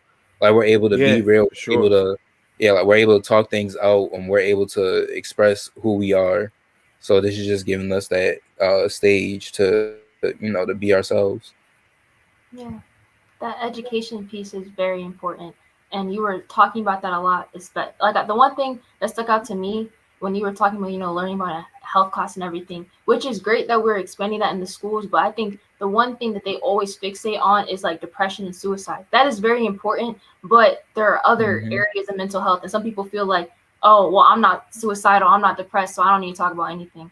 Like, I don't have those thoughts, I don't need to talk about anything. But honestly, as you said before, your mind is just as important as your body. Your mind controls your body. So if you're not 100% up here, your body's not going to be 100% here. So you can't expect it to work like that. So we have to talk about it. Even if it's like you just had a bad day or something like that, even if you write it out, you don't have to physically say something. You could write it down. You could text it on your notes on your phone or something like that, just getting it out. But I think that's the whole point of educating yourself, how mental health is not just, it's a big umbrella. It's not just depression, suicide, and anxiety. There's so many other areas that fall under it, and you have to be aware of that. And I'm glad that we have this platform to educate other people on that as well, and to making sure that people know that it is okay to just talk about how you had a bad day. Like, that doesn't mean that you're borderline depressed, but it does mean that you do need to talk to someone. It's good to get that all out, and it's good to realize all the other stuff, and assessing the negativity that happens in your life. You have to do that, and it's okay if it's not an extreme, but you have to acknowledge that it's still there. Just had to put that out there. Once again, she don't miss. She don't. I'm scared to talk at this point. How do you follow the South Africa here? Oh, snap! Like, oh wow, international, crazy. International. Yeah, how you doing? Man, that's big international time. now. Y'all international. Yeah. I remember when I heard my first person from South Africa hit me up and said he listened to my podcast. I was blown away. So that's dope. That was crazy. Man. what? We I'm appreciate sorry, you. Jalen. I cut you off because my eyes got distracted. Go ahead. South Africa in the building. That's what's up. And definitely. Oh no, I wasn't saying anything. I was just saying you followed that up. I was like, what Wayne was saying? How do you follow that up? Like, yeah. Man, that's definitely hard. But shoot, I was gonna bring up something, but I completely lost my thought. I had to be here. Look at the. Oh, you could be anywhere in the world, but our friend from South Africa is here with us. That's dope. That's dope. That's so cool. But that's like, it's really blowing my mind. Like, I'd be forgetting how internet works, how it goes on. It's the worldwide web. So, like, it's the world, but it's like this. Yeah, that's really so like cool. we not in the same house, but it's like, oh, what's up? What's up? Like that's what's. It's just dope. That was like blowing my mind. Yeah, that's for real. And listen, like another way to work on mental health too, and like just your mental state. Go outside, like just go and sit outside. Like disconnect from social media. Like I remember, we went on a junior retreat last year, and one of the things they was like, you have to give up your phone. And I know some kids was like, oh, like I don't want to give up my phone and stuff like that. And I know I ain't saying who, but I know some kids. I mean, it don't matter because I already have. But some kids like kept their phone, but I was just there. I was just like, I'ma just. They thought they was gonna take my phone. Jayla tried to get you in trouble. Man, I ain't gonna lie. I said, hey, my mom took my phone. Yeah, I don't have my phone on me. Hey, man, real talk. You need phone purges from time to time, though, man. Mm-hmm. Yeah. Those little gotta have that phone purge. Even if it's like small, like I did like just a social media thing. I was like, wow. Yeah. Then you start to realize how much time you really spend on it. Shameless plug. Mm-hmm. Nah, if you would have seen the rooms, you would have definitely wanted to keep your phone, man. The rooms. Yeah, the rooms was kind of. Right, it was like a big slam door with it looked like the pad with the lock, and then of course he had. What we had, it was like a cross on the wall, but like the cross wasn't even like just a cross. It was like with Jesus, but like the Jesus was like really dark, and it was like at night. Was he crucified? Yeah. No, because in my room it was a draft, so I sworn everything. I'm laying down. I don't even have my phone on. I'm laying down. All I see is the Jesus cross just dangling. I was like, that's a little nah. That seemed a little like get out. No. Yeah. I was like, I'm keeping my phone. Like a little get out. I'm keeping my phone. I was actually considering to turn in my phone, but I was like, nope. I need my phone to sleep. The I Rums, yeah, the Rums was kind of, I don't know. They had me. The Rums had me a little shook for a little bit, but you know, like we had to give up our phones, and I was just like, no, I might as well just give it up. And just like those 2 to 3 days without my phone, it was just like it was a nice experience because you know, especially the career I'm trying to get into, like sports journalism, I'm gonna have to be on my phone, like knowing what's going on. But you know, like just being able to take that time to not be on my phone or be on like my iPad, it was just like no, it was real. Like it was just a nice experience. I had to actually like think of I was participating in the thing. Like I got to think about other stuff, like think about me, my family, and then you know like just being we even did like some writing exercise. So like just to do that, it just felt really genuine, and it was just a really great experience. So I recommend you know, just take a break from social media for a period. You can start small, like you know, like maybe like start for like don't go on for like you know like 2 hours, you know, then work it up to like a day, then work it up to like you know like a couple days. You know, just work yourself up. Another thing too, like go out, like I said, go outside. Whether you just sitting outside, read a book outside, you know, just like enjoy fresh air. Yeah, walks too. And you hear how beautiful nature is. And I'm not even an outside person. Like you would not catch me outside like that. Never. But I've been taking some walks and stuff, and like you notice like how the trees are swaying and everything, and it actually is so beautiful. Yeah. Hey, we got a question from our South African friend. Yeah. Baltimore. Yeah. Where are you? Baltimore. Yeah. Baltimore, Maryland. Yeah, Baltimore. Camille just. Yeah, I'm not going to say Baltimore because I'm not from there. Because I'm not going to pretend like I ain't. No. But I am from Maryland, though. Okay. And somebody said from I Charlotte. love Charlotte. My best friend lives in Charlotte. Love Charlotte. That's actually my grandmother. So. Oh, grandma, how you doing, grandma? Got a hell of a grandson. Charlotte's nice. Charlotte is a nice place to live. Like I've been down there to visit her. I even asked her what it was like living down there. Charlotte, yeah, Charlotte's a nice city. Love it. Yeah. Actually, my grandfather, he grew up in Wake Forest. Shooting. I completely agree. I made a YouTube page. I'm gonna follow all y'all. All y'all got YouTube? Yeah.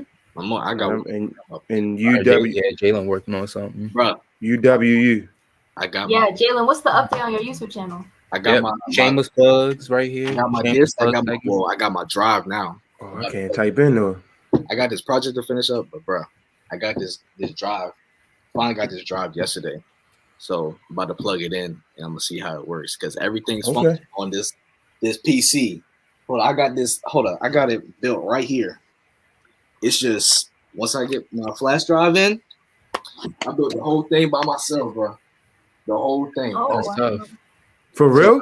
Yeah, I built this PC by myself. So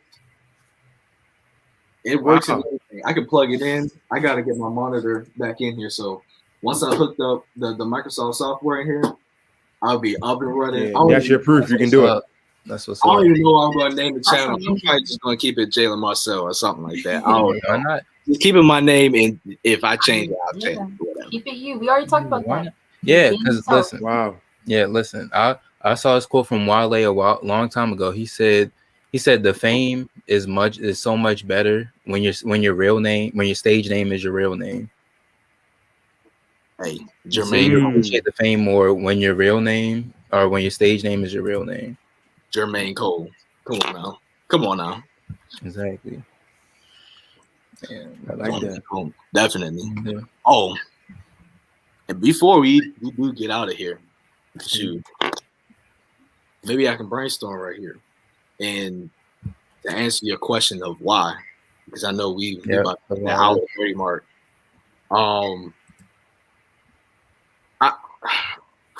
Since I was a kid, for a long time, you know, I've kept on kind of urge on my mom, like bug my mom about like getting me like computer parts, but then that just didn't happen until I had to really like start working and cutting grass and selling candy and just to build up some type of allowance or salary for myself so that I can buy the parts that I need for this PC. But I have passion for other things though too.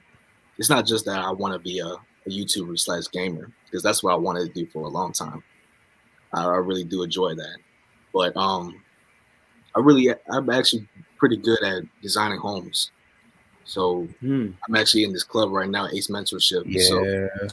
I was trying to get Kyle on here because I remember he said he wanted to do engineering. So I'm going Yeah. to architectural engineering and / architecture.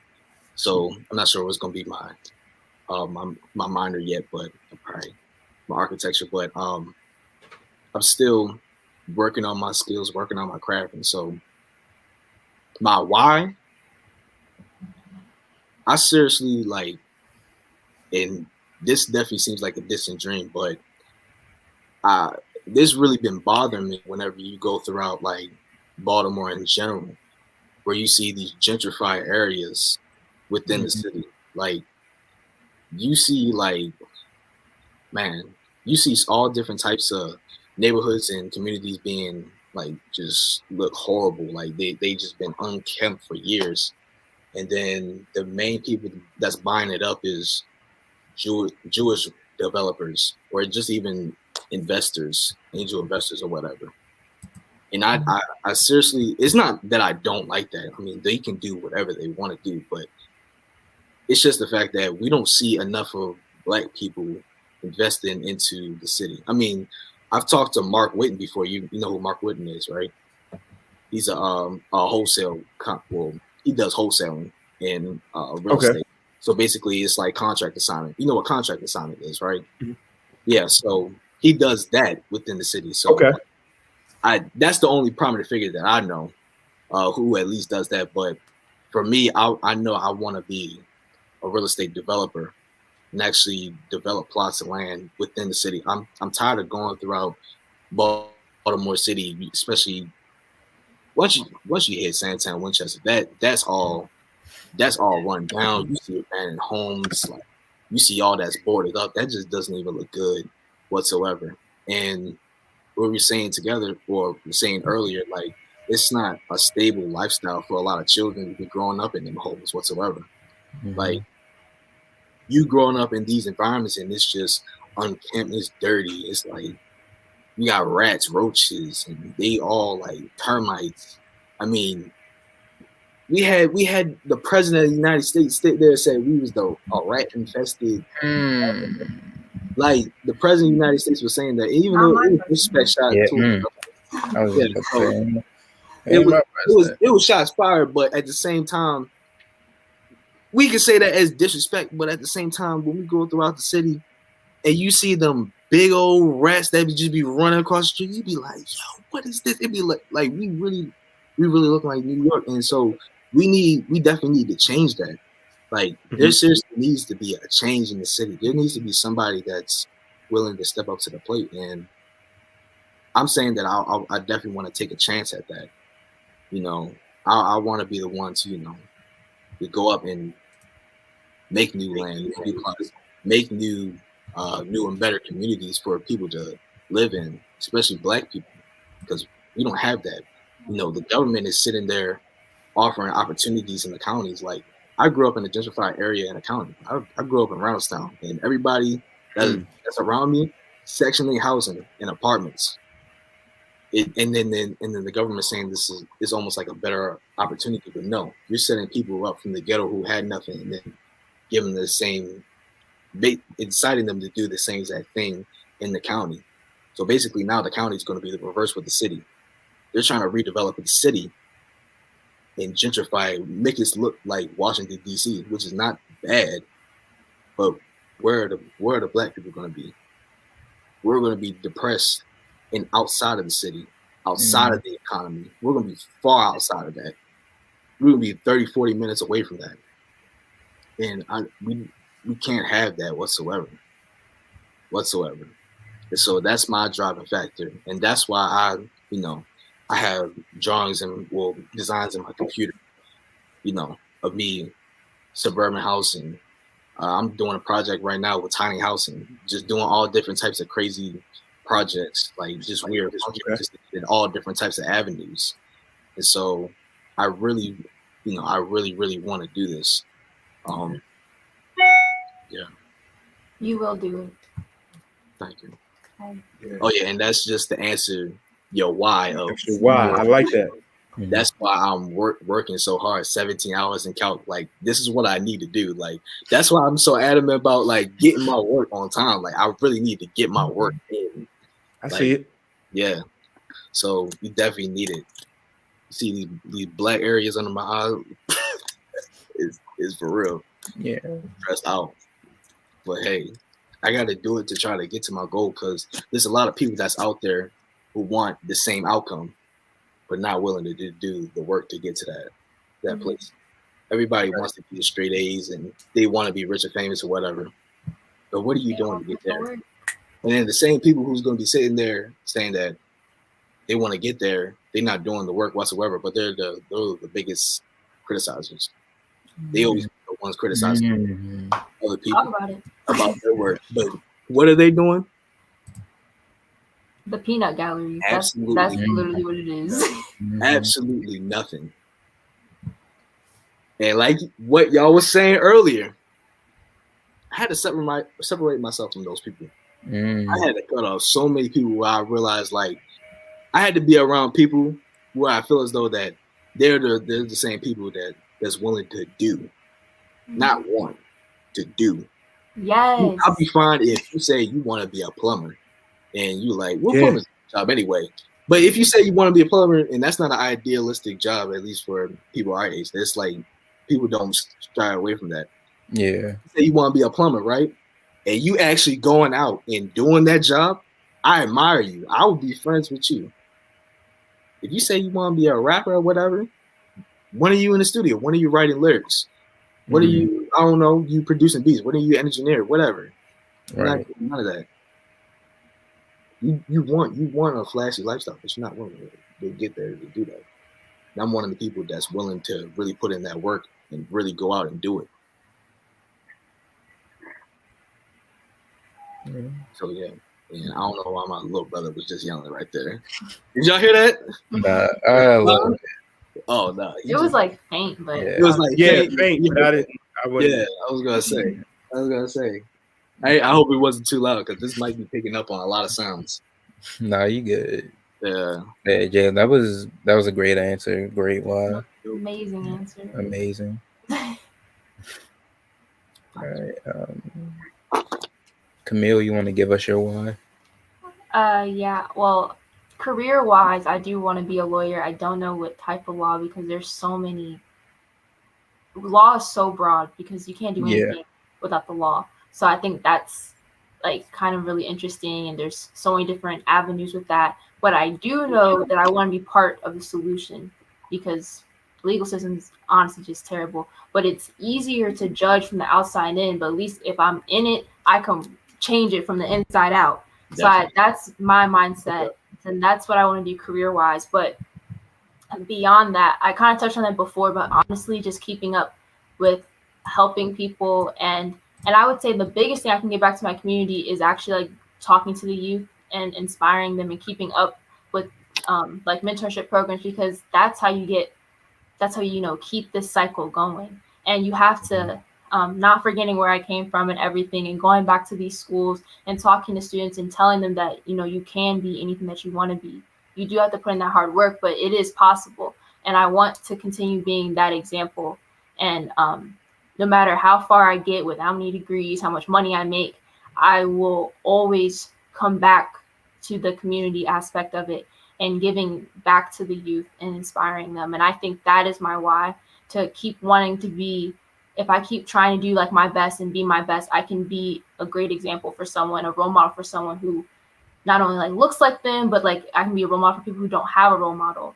And that is keeping me up. And that's why, I keep going to online school, even though I really do not feel like it. But, we keep going. I'm like, okay, I have to get through this because then I got to go to college. And I think remembering your why is so important, because when things get hard and when things try to waver you, when you have your why and your essence and your purpose, you will be stand still. You will know that this is not going to knock me down completely, because you're still deeply rooted into why you're getting up every single morning.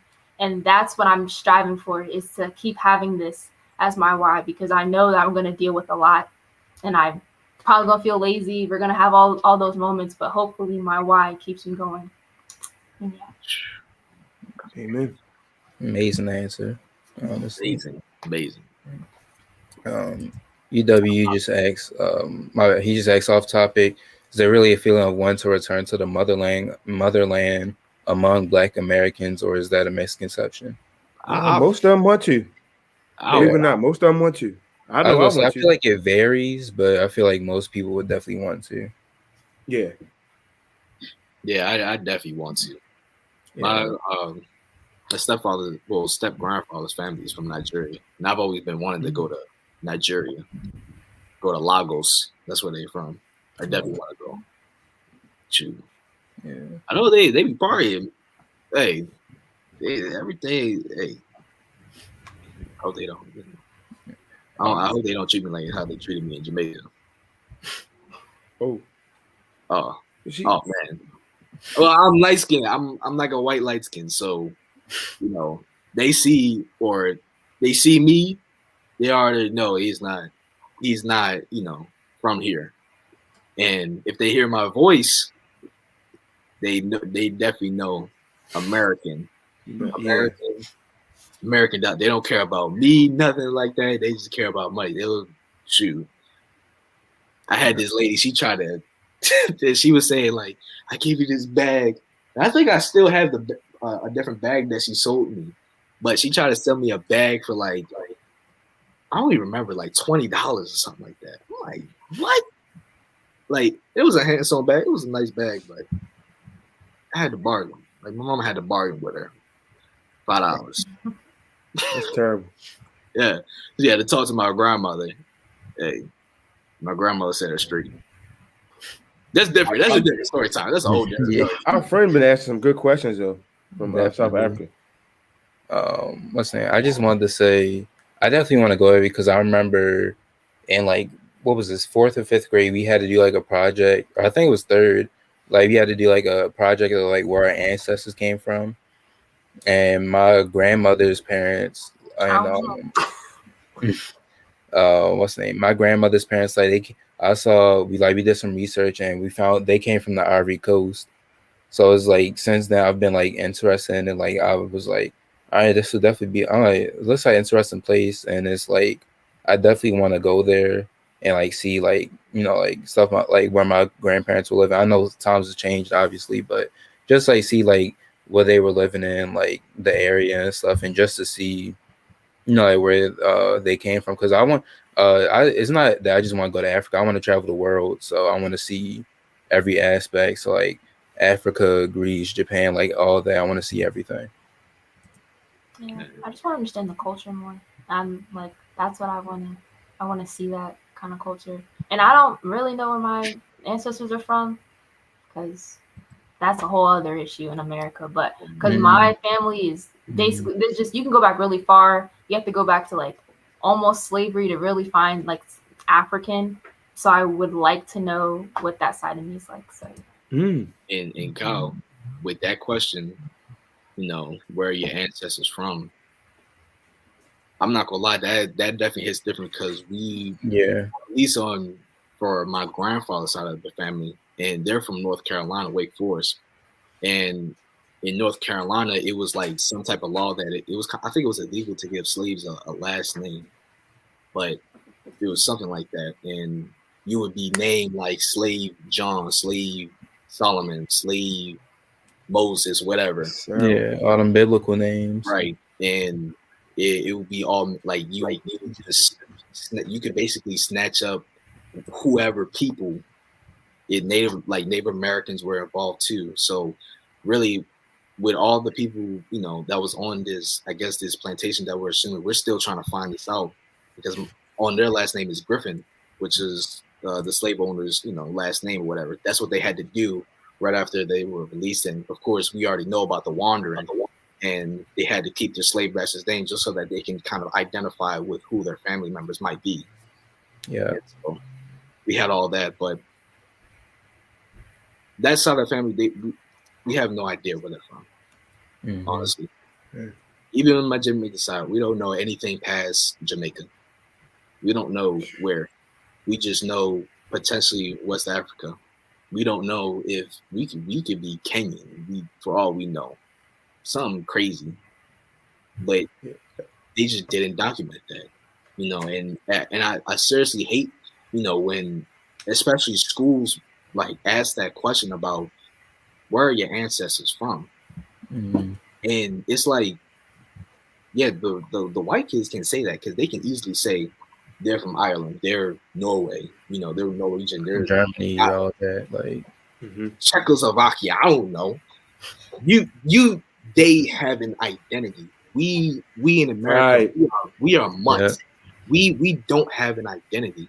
Ours was stripped away from us. And even with our last names, right? We don't have our own last names. Mm-hmm. And I think that also, hey, could bring it back to PTSD and mental health. We don't even have our own identity. How can we truly this thing go deep, man? How can we truly say who we are and who we can strive to be if we don't even know ourselves? Exactly. Yeah. Well said, man. Thank you for that question. Yeah, that was a great question. Yeah, no problem. Man, brother from South Africa. I'm gonna tell everybody that. Yeah.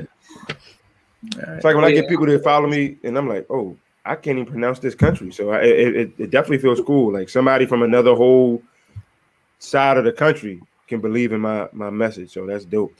Right. And I think that's the main language is English. But don't they? I think isn't there a different language that's out there as well? Like, is there? They speak a lot of different things in Africa. My cousin went on a trip to go over there 3 times. So he went to. I actually got it on my Zambia. It's funny. He went to Zambia, and he said the people over there were awesome. So I mean, they face stereotypes, and we face stereotypes as Black people. They face stereotypes as Africans. So it's just when you see people like that, to let you know that everybody's really good at their core. Right. Yeah. But I definitely want to. I usually do. It was interesting. Kyle asked me. I do a Friday mental health on my Instagram. So if y'all want to slide through, I'll keep the conversation right on going, and that's more exposure for y'all. So just let me know. Definitely. Get on there. I say I knew 11. I knew it was 11 official languages. That's crazy. Shoot. I know for a fact in Nigeria, at least my grandfather, it's a different language. That's an official language. But whenever he's over here, and like I understand certain words, but I never even realized until he told me that sometimes he'd be speaking in like tribal tongues. I was like, yo, what?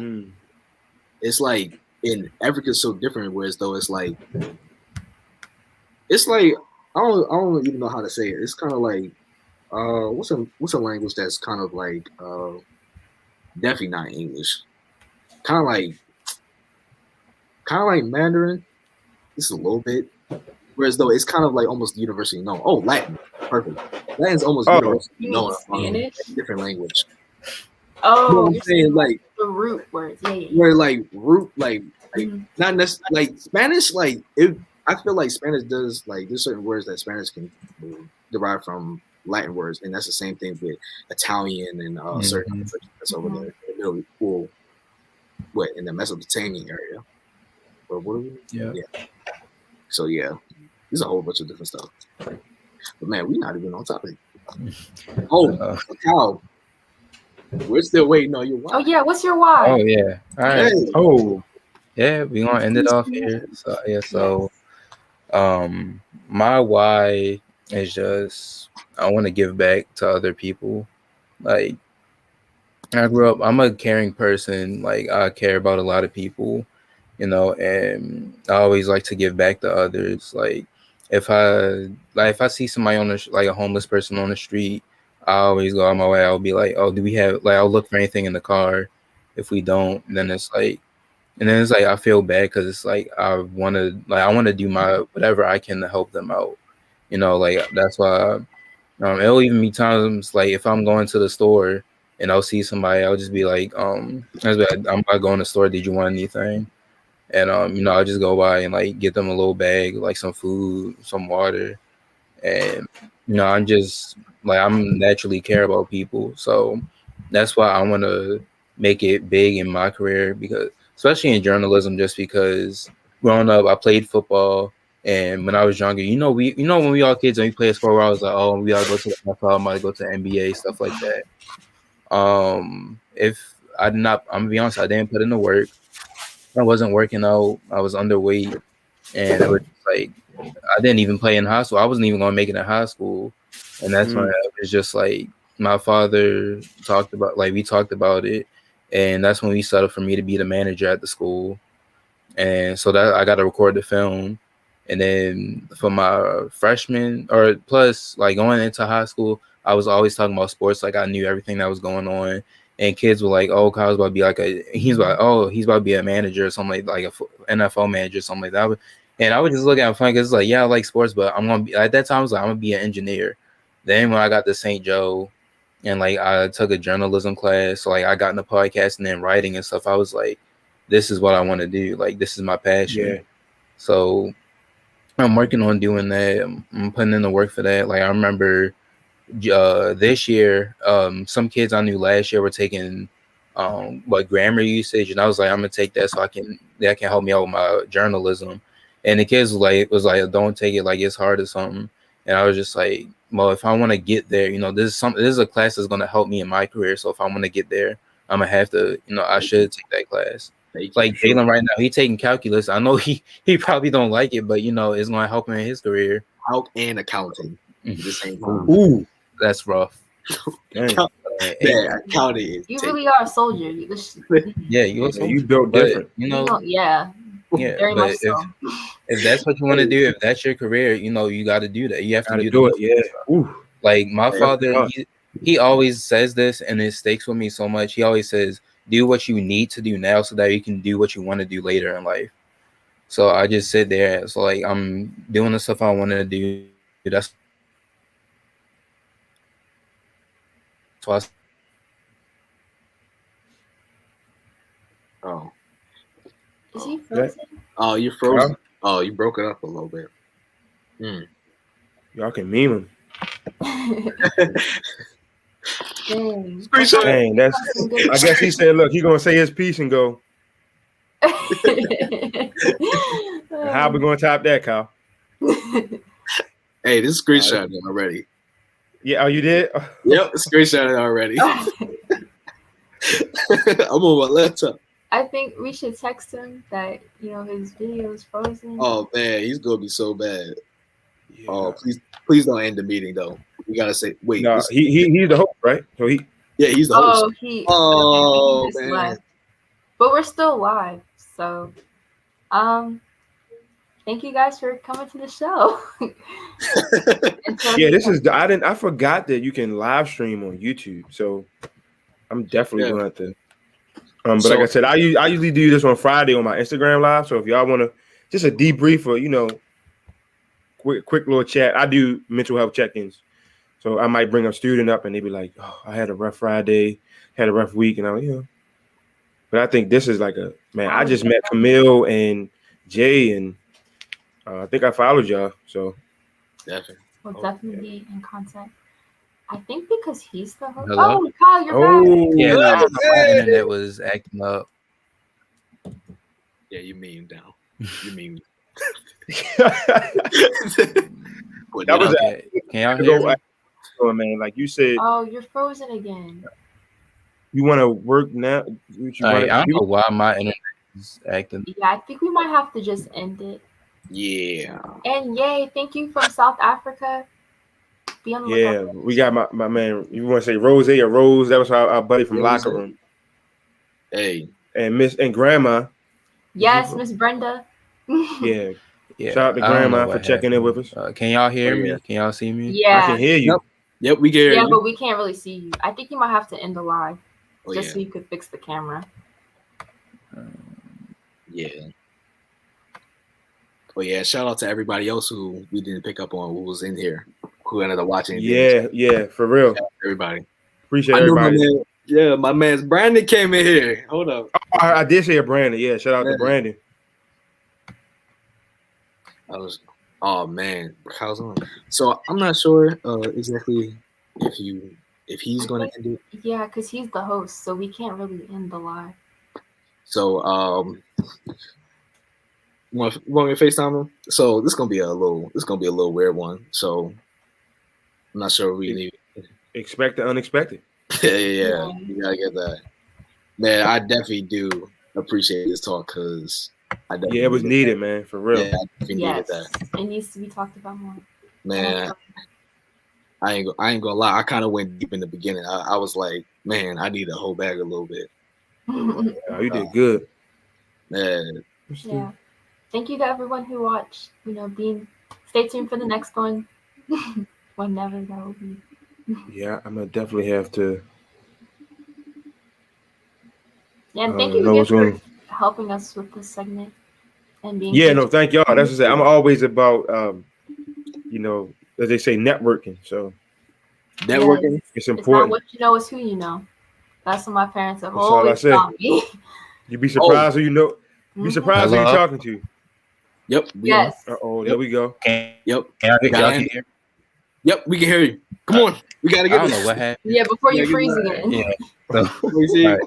Yeah. So all right. So like I was saying, like I'm a naturally caring person, and like I said, like now I'm trying to do what I need to do, like get into journalism, and like I said with the YouTube channel, like yeah, when you look at it, it's like all right, the views are cool and stuff like that, but I'm using it to one get my opinion out there and like to build a platform for myself, and then also just to be able to like work on my skills and like better perfect my craft.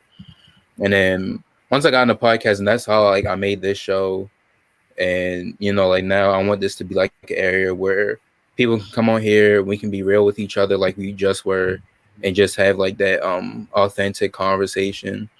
And like I said, like I want to be able to give back to people, my community. So one thing, like for example, like I want to start a charity. I thought about starting a charity when I was younger, and now I'm just like I could start a charity, donate to different charities, stuff like that.